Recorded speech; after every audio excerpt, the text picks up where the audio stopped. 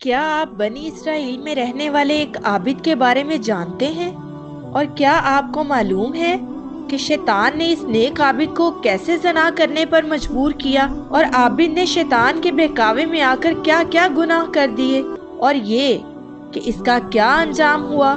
اگر نہیں تو جاننے کے لیے میری اس ویڈیو کو آخر تک ضرور دیکھیے۔ وہب بن منبع رضی اللہ تعالیٰ عنہ کہتے ہیں کہ بنی اسرائیل میں ایک عابد تھا کہ اس زمانے میں کوئی عابد اس کے مقابل نہ تھا۔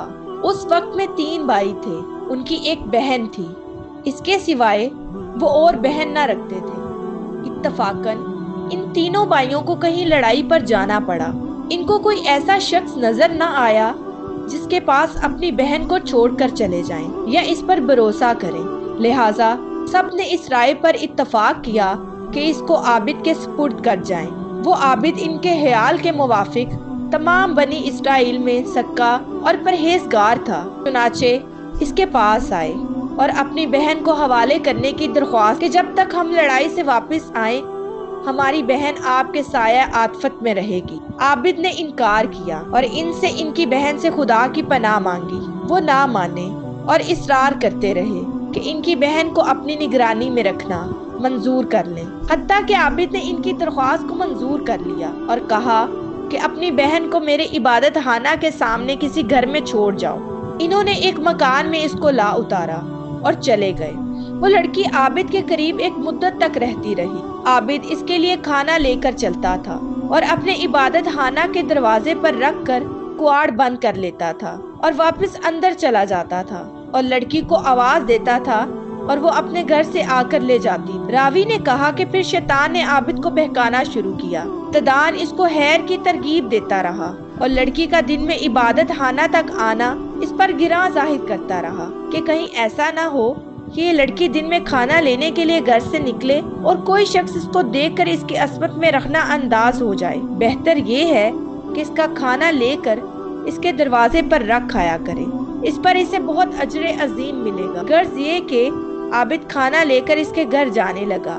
بعد ایک مدت کے پھر شیطان اس کے پاس آیا اور اس کو ترغیب دی اور اس بات پر ابھارا کہ اگر تو اس لڑکی سے بات چیت کیا کرے تو تیرے کلام سے مانوس ہو جائے، کیونکہ اس کو تنہائی سے سخت وحشت ہوتی ہے۔ شیطان نے اس کا پیچھا نہ چھوڑا حتیٰ کہ وہ عابد اس لڑکی سے بات چیت کرنے لگا، اپنے عبادت خانہ سے اتر کر اس کے پاس آنے لگا۔ پھر شیطان اس کے پاس آیا اور اس سے کہا کہ بہتر ہے کہ عبادت خانہ کے در پر اور وہ اپنے گھر کے دروازے پر بیٹھے اور دونوں باہم باتیں کرو تاکہ اس کو انس ہو۔ آخر کار شیطان نے اس کو سوما سے اتار کر دروازے پر لا بٹھایا۔ لڑکی بھی گھر سے دروازے پر آئی۔ عابد باتیں کرنے لگا۔ ایک زمانے تک یہ حال رہا۔ شیطان نے عابد کو پھر کارے خیر اور کہا بہتر ہے کہ خود لڑکی کے گھر کے قریب جا کر بیٹھے اور ہم کلامی کرے، اس میں زیادہ دلداری ہے۔ عابد نے ایسا ہی کیا۔ شیطان نے پھر تحصیل ثواب کی رغبت دی اور کہا کہ اگر لڑکی کے دروازے سے قریب ہو جائے تو بہتر ہے تاکہ اس کو دروازے تک آنے کی بھی تکلیف نہ اٹھانی پڑے۔ عابد نے یہی کیا کہ اپنے سومے سے لڑکی کے دروازے پر آ کر بیٹھتا تھا اور باتیں کرتا تھا۔ ایک عرصے تک یہی کیفیت رہی۔ شیطان نے پھر عابد کو ابھارا اگر عین گھر کے اندر جا کر باتیں کیا کرے تو بہتر ہے تاکہ لڑکی باہر نہ آوے اور کوئی اس کا چہرہ نہ دیکھ پائے۔ غرض عابد نے شیوا اختیار کیا کہ لڑکی کے گھر کے اندر جا کر دن بھر اس سے باتیں کیا کرتا اور رات کو اپنے سومے میں چلا آتا۔ اس کے بعد شیطان اس کے پاس آیا اور لڑکی کی خوبصورتی اس پر ظاہر کرتا رہا، یہاں تک کہ عابد نے لڑکی کے زانوں پر ہاتھ مارا اور اس کے رخسار کا بوسہ لے لیا۔ پھر روز بروز شیطان لڑکی کو اس کی نظروں میں آرائش دیتا رہا اور اس کے دل میں غلبہ کرتا رہا، حتیٰ کہ وہ اس سے ملوث ہو گیا اور لڑکی نے حاملہ ہو کر ایک لڑکا جنا۔ پھر شیطان عابد کے پاس آیا اور کہنے لگا کہ اب بتاؤ کہ اگر اس لڑکی کے بھائی آ گئے اور اس بچے کو دیکھا تو تم کیا کرو گے؟ میں ڈرتا ہوں کہ تم ذلیل ہو جاؤ یا وہ تمہیں رسوا کر دیں گے۔ تم اس بچے کو لو اور زمین میں گاڑ دو۔ یہ لڑکی ضرور اس معاملہ کو اپنے بھائیوں سے چھپا لے گی، اس خوف سے کہ کہیں وہ نہ جان لیں کہ تم نے اس کے ساتھ کیا حرکت۔ عابد نے ایسا ہی کیا اور لڑکے کو زمین میں گاڑ دیا۔ پھر شیطان نے اس سے کہا کہ کیا تم یقین کرتے ہو یہ لڑکی تمہاری ناشائستہ حرکت کو اپنے بھائیوں سے پوشیدہ رکھے گی؟ ہرگز نہیں، تم اس کو بھی پکڑو اور ذبح کر کے بچے کے ساتھ دفن کر دو۔ غرض اس عابد نے لڑکی کو بھی ذبح کر دیا اور بچے سمیت گڑھے میں ڈال کر اس پر ایک بڑا بھاری پتھر رکھ دیا اور زمین کو برابر کر کے اپنے عبادت خانہ میں جا کر عبادت کرنے لگا۔ ایک مدت گزرنے کے بعد لڑکی کے بھائی لڑائی سے واپس آئے اور عابد کے پاس جا کر اپنی بہن کا حال پوچھا۔ عابد نے ان کو اس کے مرنے کی خبر دی، افسوس ظاہر کر کے رونے لگا اور کہا وہ بڑی نیک بیوی تھی، دیکھو یہ اس کی قبر ہے۔ بھائی قبر پر آئے اور اس کے لیے دعائے خیر کی اور روئے۔ چند روز اس کی قبر پر رہ کر اپنے لوگوں میں واپس چلے گئے۔ راوی نے کہا جب رات ہوئی اور وہ اپنے بستروں پر سوئے، شیطان ان کو خواب میں ایک مسافر آدمی کی صورت بن کر آیا۔ پہلے بڑے بھائی کے پاس گیا اور اس کی بہن کا حال پوچھا۔ اس نے عابد کا اس کے مرنے کی خبر دینا اور اس پر افسوس کرنا اور مقام قبر دکھانا بیان کیا۔ شیطان نے کہا سب جھوٹ ہے، تم نے کیوں کر اپنی بہن کا معاملہ سچ مان لیا؟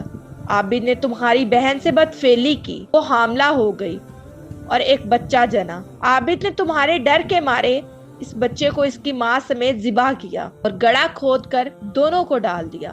جس گھر میں وہ تھی اس کے اندر داخل ہونے میں وہ گڑھا داہنی جانب پڑتا ہے۔ تم چلو اور اس گھر میں جا کر دیکھو، تم کو وہاں دونوں ماں بیٹے ایک جگہ ملیں گے، جیسا کہ میں تم سے بیان کر چکا ہوں۔ پھر شیطان منجلے بائی کے خواب میں آیا، اس سے بھی ایسا ہی کہا۔ پھر چھوٹے کے پاس چلا گیا، اس سے بھی یہی گفتگو کی۔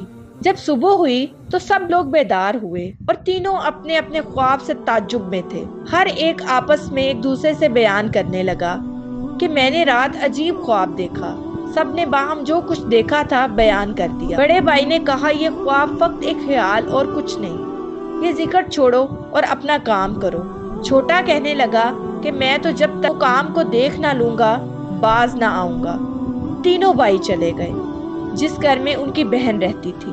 دروازہ کھولا اور جو جگہ خواب میں بتائی گئی تھی تلاش کی اور جیسا ان سے کہا گیا تھا اپنی بہن اور اس کے بچے کو ایک گڑھے میں ذبح کیا ہوا پایا۔ انہوں نے عابد سے کل کیفیت دریافت کی۔ عابد نے شیطان کے قول کے بارے میں تصدیق کی۔ انہوں نے اپنے بادشاہ سے جا کر شکایت کی۔ عابد کو صومعے سے نکالا گیا اور اس کو دار پر کھینچنے کے لیے لے چلے۔ جب اس کو دار پر کھڑا کیا تو شیطان اس کے پاس آیا اور کہا کہ تم نے مجھے پہچانا؟ میں ہی وہ تمہارا ساتھی ہوں جس نے تم کو عورت کے فتنے میں ڈال دیا، یہاں تک کہ تم نے اس کو حاملہ کر دیا اور ذبح کر ڈالا۔ اب اگر تم میرا کہنا مانو اور تم مجھ کو سجدہ کیا کرو تو میں تم کو اس بلا سے نجات دے دوں۔ عابد نے سجدہ کیا، خدا تعالیٰ سے کافر ہو گیا۔ پھر جب عابد نے کفر باللہ کیا، شیطان اس کو اس کے ساتھیوں کے قبضے میں چھوڑ کر چلا گیا۔ انہوں نے اس کو دار پر کھینچا اور وہ اپنے انجام کو پہنچا۔